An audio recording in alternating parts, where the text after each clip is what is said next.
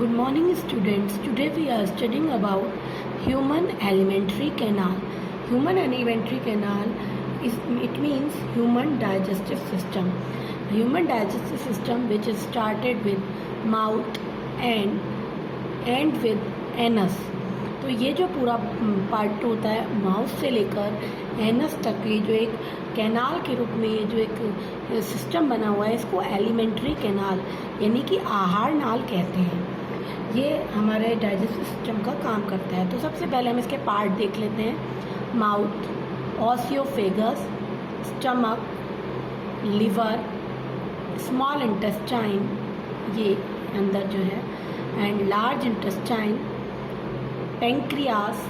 Stomach and large intestine के बीच में ये जो छोटा सा पार्ट है इसे पेंक्रियास कहते हैं। एंड लास्ट में ये जो लास्ट में एंड हो रहा है इस पार्ट को हम एनस कहते हैं।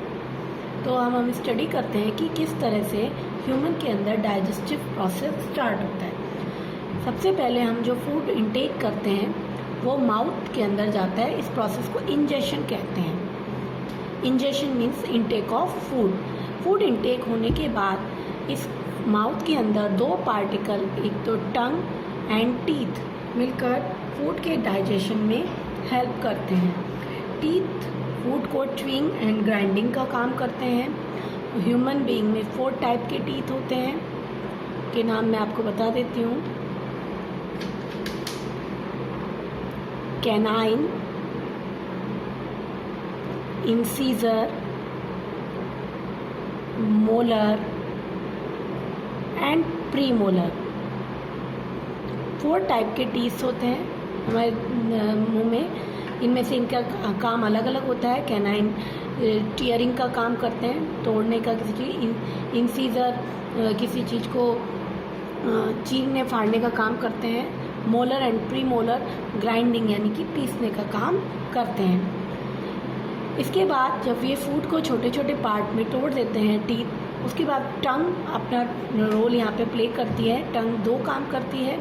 फर्स्ट, टंग के अंदर सलाइवरी ग्लैंड होती है जिससे सलाइवरी एमाइलेज एंजाइम सीक्रेट होता है और उसी के कारण फूड का डाइजेशन स्टार्ट हो जाता है। सलाइवरी एमाइलेज एंजाइम जो स्टार्च होता है फूड के अंदर, उसको शुगर में कन्वर्ट करने का काम करता है। सलाइवरी जो ग्लैंड्स हैं वो सलाइवा सीक्रेट करती हैं। सलाइवा और म्यूकस मुंह के अंदर एक स्टिकी जेलेटिनस मटेरियल बनाता है that lines your lung, throat, mouth, nose and sinus. Starch is converted into glucose by saliva.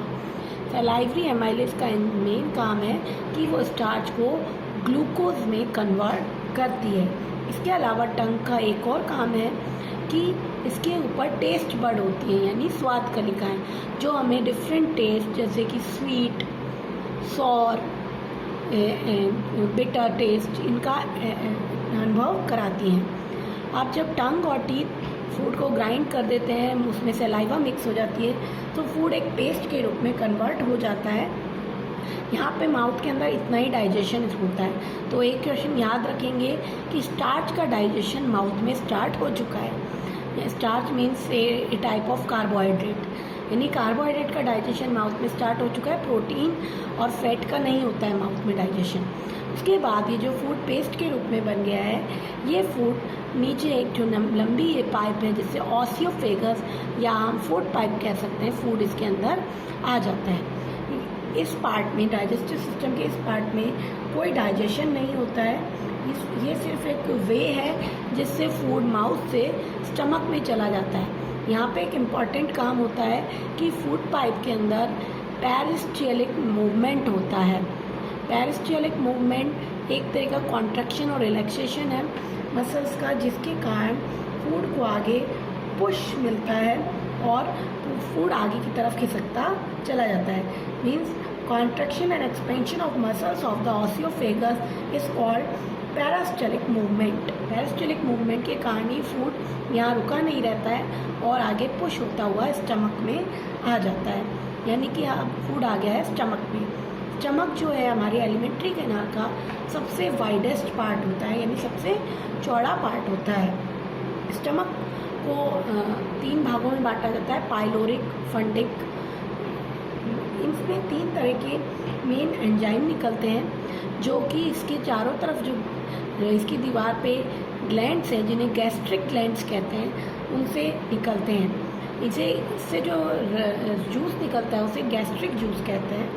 इस गैस्ट्रिक जूस में 3 मेन चीज़ें होती हैं। First is pepsin, second is HCl and third one is mucus.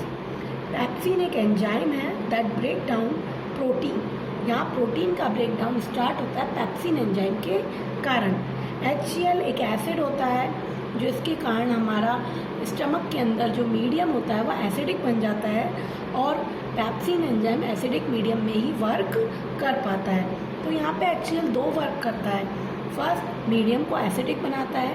दूसरा, जो germs होते हैं food के साथ एंटर हो जाते हैं उनको किल करने के काम आता है। Third one is mucus. Mucus एक स्टिकी तरह का चिपचिपा पदार्थ है जो कि इसकी गैस्ट्रिक ग्लैंड के चारों तरफ इसको चिपका रहता है, ताकि जो HCl एसिड निकला है वो स्टमक की इनर लाइनिंग को हार्म नहीं कर सके। यानी mucus protects inner lining of the stomach.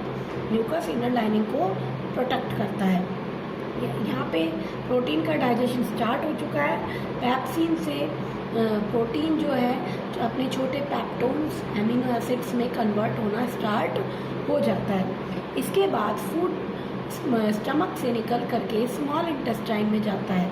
Small intestine हमारे एलिमेंट्री कैनाल का सबसे लॉन्ग पार्ट है। ये 6 to 7 मीटर लॉन्ग होती है और छोटे से एरिया में कॉइल्ड होकर के इस तरह से इकट्ठी होकर रहती है, इसलिए इसका नाम स्मॉल इंटेस्टाइन दिया गया है। हालांकि वैसे ये हमारी एलिमेंट्री कैनाल का सबसे लॉन्ग पार्ट है, पर ये कॉइल्ड होकर के बहुत सुपर कॉइल्ड होकर के छोटे से एरिया में रहती है। यहाँ पर फूड का मैक्सिमम डाइजेशन यानी कंप्लीट डाइजेशन और एब्जॉर्प्शन, डाइजेस्टेड फूड का एब्जॉर्प्शन भी यहीं पर होता है। तो इंटेस्टाइन के अंदर फूड का डाइजेशन करने के लिए 3 टाइप के जूस आकर मिलते हैं। फर्स्ट, इंटेस्टाइन की वॉल से निकलने वाला इंटेस्टाइनल जूस।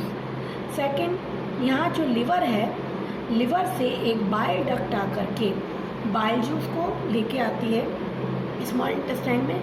यानी लिवर के अंदर जो जूसी एंजाइम बनते हैं उन्हें बाइल जूस कहते हैं, जो यहाँ से बाइल डक्ट से होते हुए स्मॉल इंटेस्टाइन में आकर के मिलते हैं। यहाँ पे स्टमक और स्मॉल इंटेस्टाइन के बीच में ये छोटा सा पार्ट पेंक्रियाज है।